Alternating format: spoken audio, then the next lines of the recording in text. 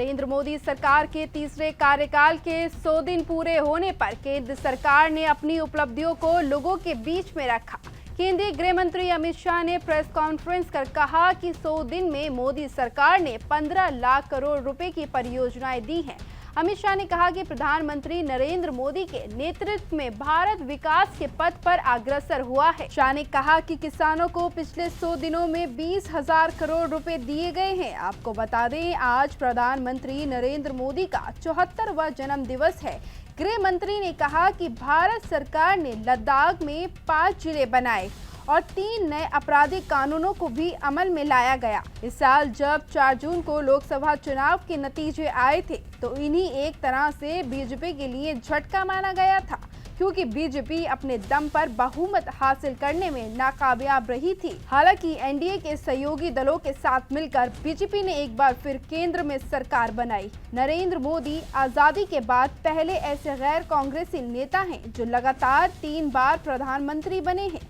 अमित शाह ने कहा कि प्रधानमंत्री नरेंद्र मोदी एक छोटे से गांव और गरीब परिवार से चलकर दुनिया के सबसे बड़े लोकतंत्र के प्रधानमंत्री बने और पिछले 10 सालों में उन्हें दुनिया भर के 15 अलग-अलग राष्ट्रों ने सर्वोच्च पुरस्कार दिया। अमित शाह ने आगे कहा कि इससे हमारे देश का गौरव बढ़ा है। उन्होंने कहा कि देश के 140 करोड़ लोग प्रधानमंत्री नरेंद्र मोदी के दीर्घायु के लिए प्रार्थना कर रहे हैं।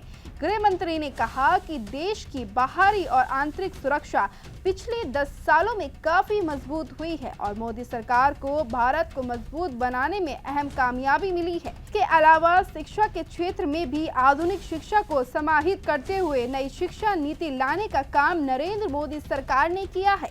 अमित शाह ने अपने बयान में आगे कहा कि जब भारत सरकार मेक इन इंडिया लाई तो लोगों ने इसका मजाक उड़ाया, लेकिन अब भारत उत्पादन का सबसे बड़ा केंद्र बन गया है। इसके अलावा दुनिया के कई देश डिजिटल इंडिया का अनुसरण करना चाहते हैं। Subscribe now and press the bell icon. Never miss an update.